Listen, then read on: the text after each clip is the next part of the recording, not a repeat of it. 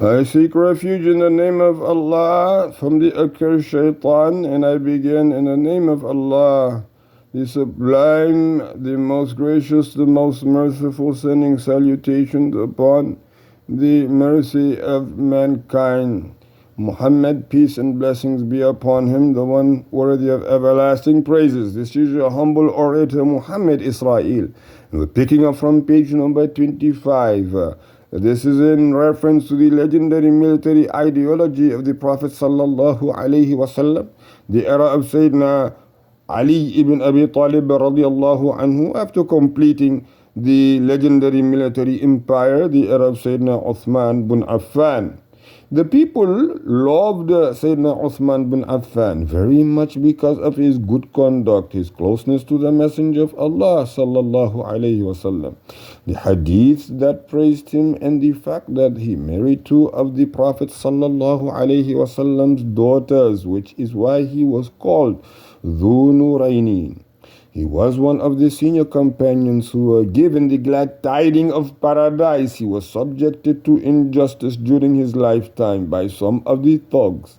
He could have put an end to them, but he refrained for fear of being the first one to shed the blood of the Ummah of Muhammad, peace and blessings be upon him. His policy in dealing with the turmoil was based on forbearance, deliberation, and justice. He also prevented companions from fighting the rebels and chose to protect the Muslimin by giving his own life.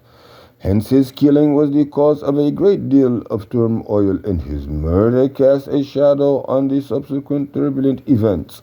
His killing has a great impact, or his killing had, a great impact on the Muslimin. The Muslim society fractured as a result of this major event, and the people became divided. What may increase his status and prove his innocence of everything that was attributed to him is the attitude of the other companions towards his murder, his martyrdom. They were all agreed that he was innocent and that those who shed his blood should be punished. But they differed as to how that was to be achieved. This will be discussed later on, but first we want to shed some light on the role of Abdullah ibn Saba in the turmoil in general. The Saba is fact or fiction, the reality of Abdullah ibn Saba. The early scholars were unanimous in agreeing that the Saba existed. There were no exceptions among them. A few modern scholars, most of whom are Shias, disagreed with that. They claim that the Saba were a product of the imagination of Sa'd ibn Umar at-Tamimi. Some of the scholars of biography criticize Saif in the field of hadith narration, but the scholars regard him as an acceptable in the field of historical reports. Moreover, Ibn Asakir, narrated many reports that mention Abdullah ibn Saba, and these reports do not include Saif ibn Umar as one of the narrators. Al-Albani ruled that some of these reports were sound in terms of their chains of narration. These are in addition to the many reports narrated from Ibn Saba in the Shia books of sects, biographies, and hadith, in which there is no mention of this Saif ibn Umar at all. Creating doubt about the existence of Abdullah ibn Saba has two parts or two purposes. On the one hand, to deny the role of the Jewish element in planting the seeds of turmoil among the Muslimin, and on the other hand, to point the finger of accusation against the companions. The rogue element attempted to tarnish the bright image of the companions in the minds of the Muslims by claiming that the companions caused the turmoil. Some contemporary writers, all of whom Rafidi Shi'as followed in their footsteps and denied the existence of Abdullah ibn Saba for their own purposes. These failed attempts were aimed at proving that their madhhab had nothing to do with its real founder, contrary to the fact on which all earlier scholars, including the Shias, were in agreement. It is worth pointing out that those so-called Shias who denied the existence of Abdullah ibn Saba were among those who were influenced by or studied under the Orientalists. What level of shamelessness and ignorance have these people reached? His biography filled books of history and Muslim sects. His deeds were transmitted by narrators, and his story was known throughout the Muslim world. The historians, scholars of hadith, and authors of books on sects and groups, biography, literature, and genealogy who discussed the Saba'is were all unanimously agreed that the Abdullah ibn Saba who appeared in accounts of the turmoil was a real historical character. The reports of Ibn Saba's role in the turmoil are not limited to Tariq at-Tabari and are not based only on the reports of Saif ibn Umar at-Tamimi contained therein. There are widespread reports in the narrations of earlier scholars and throughout the books that record the events of the Islamic history and discuss the views of different sects during that period. However, the advantage that Imam at-Tabari had over others is that he had more abundant material and more details, hence shedding doubt on these events without any evidence on the grounds that Abdullah ibn Saba is only mentioned in reports through Saif ibn Umar, even after it has been proved that he is mentioned in sound reports that do not include Saif ibn Umar in their chains of narration. As we have mentioned earlier, only leads to rejecting all these reports and labeling those narrators and scholars as foolish people who are distorting the historical facts. Since when does an academic methodology based on pure rational thinking form a basis for rejecting as opposed to text and corroborating reports? Is this methodology based on overlooking and ignoring all the sources, both earlier and later, which prove that Ibn Saba was a real person? Ibn Saba is mentioned in many books of Ahlus Sunnah, including the following. The Saba'is are mentioned by Asha Hamdan. He lampooned al-Mukhtar ibn Abi Ubaid al-Thaqafi and his supporters from Kufa after he fled with the nobles of the tribes of Kufa to Basra by saying, I bear witness that you are Saba'is and I am aware of you, O guardians of disbelief. There is a report from As-Saba'i or is Ash-Shabi, who was 103 after the Hijriya to 721 CE, saying that the first one who told lies was Abdullah ibn Saba ibn Habib, also from 245 AH to 860 CE, mentioned Ibn Saba and regarded him as one of the children of the Ethiopian woman Abu Asim Khushaysh ibn Asram, which is he passed in the year 253 after the Hijriya, narrated a report about Ali ibn Abi Talib radiallahu anhu burning some of the companions of Ibn Saba in his book Al-Istiqama. Al-Jahid, who passed away in 255 after the Hijriya, is regarded as one of the first to refer to Abdullah ibn Saba, but his report is not the first, as Dr. Jawad Ali believes. The story of Ali ibn Abi Talib radiallahu anhu burning a group of heretics is mentioned in sound reports that are narrated in the books of Hadith. There is nothing strange about using the word heretic with regard to Abdullah ibn Saba and his group. Ibn Taymiyyah also said the Rafidis' idea started with the heretic Abdullah ibn Saba. Al-Dahabi said Abdullah ibn Saba was one of the extreme heretics. He was misguided and misled others. Ibn Hajar said, and I quote, Abdullah ibn Saba was one of the extreme heretics. He had followers who were called Saba'is, who believed in the divinity of Ali ibn Abi Talib. Ali radiallahu anhu burned them with fire during his khilafat.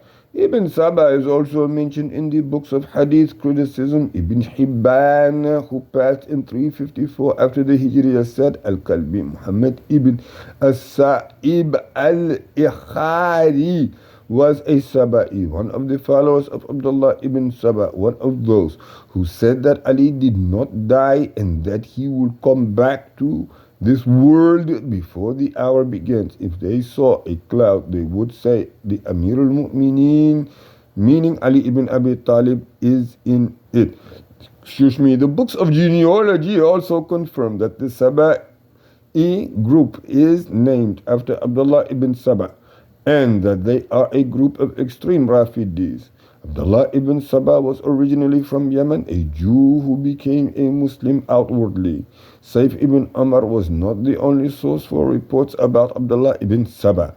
In his Tarikh, Ibn Asakir narrated reports which have no connection to Saif, which confirm the existence of Ibn Saba. Shaykh al-Islam Ibn Taymiyyah, 728 AH, stated that the origins of the Rafidi sect lay with the hypocrites and heretics, and that it was the invention of the heretic Ibn Saba, who exaggerated about Ali ibn Abi Talib radiallahu anhu, claiming that he should have been Khalif, that he was appointed by a clear text, and that he was infallible. As Shatibi says, who passed in 790 AH, pointed out that the innovation of the Saba'is was one that had to do with belief in the existence of another God besides Allah Jalla Jalaluhu, and this was an innovation that differed from others. In Al-Qutatbaya al-Maqrizi, who passed away in 845 AH, it says that Abdullah ibn Saba appeared at the time of Ali ibn Abi Talib, saying that Ali radiallahu anhu was the rightfully appointed successor and would return, and promoted belief in the transmigration of sounds.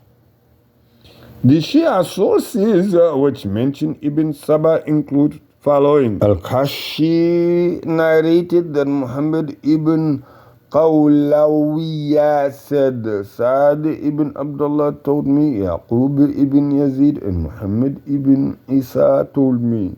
From Ali ibn Mahziyar, from Faddala ibn Ayyub al-Azdi, that Abban ibn Uthman said, I heard Abu Abdullah say, may Allah Jalla Jalaluhu curse Abdullah ibn Saba, for he claimed that Ali was divine, but Allah Jalla Jalaluhu, by Allah Jalla Jalaluhu. Ali radiallahu anhu was an obedient slave who to the one who tells lies. Woe to them who tell lies about him. If people say of us things that we do not say about ourselves, we disavow ourselves of them before Allah Jalla Jalaluhu. The chain of narration of this report is sound.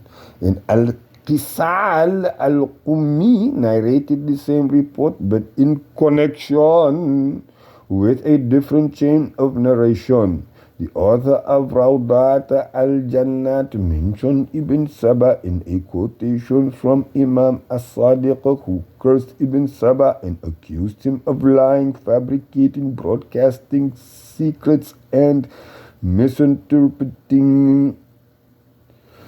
In his book, Dr. Sulaiman al-Awda mentioned a number of texts with which the Shia books are filled in their report from Abdullah ibn Saba, which are more akin to record documents that condemn anyone among the latter Shia who tries to deny the existence of Abdullah ibn Saba or shed doubt on the report that referred to him on the basis of paucity or weakness of the reports.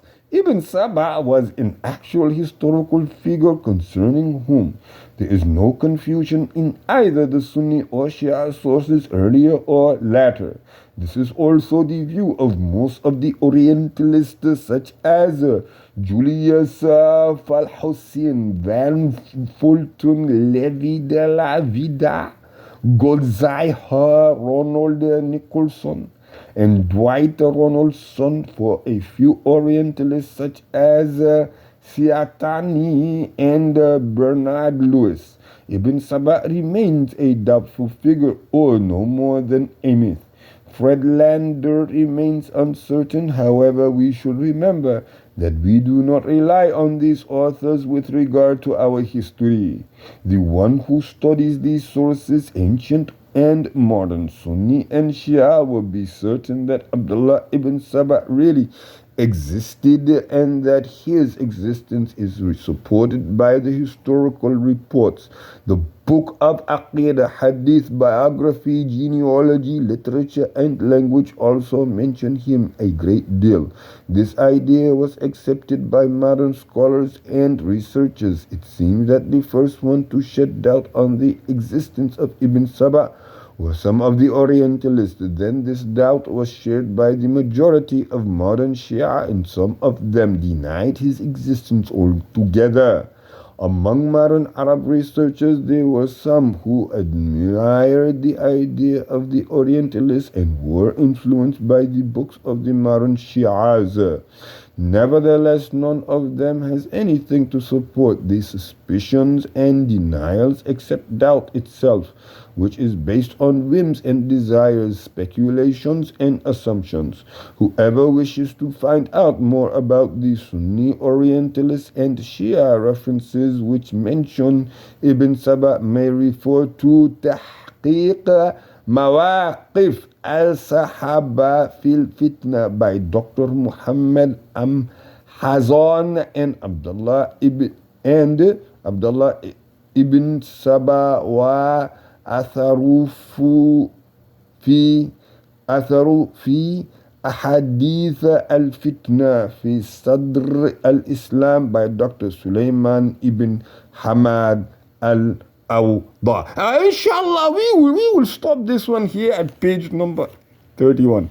سبحانك اللهم وبحمدك وتبارك اسم ربك وتعالى جدك ولا إله غيرك ولا حول ولا قوة إلا بالله العلي العظيم. سبحان ربك رب العزة عما يصفون وسلام على المرسلين والحمد لله رب العالمين.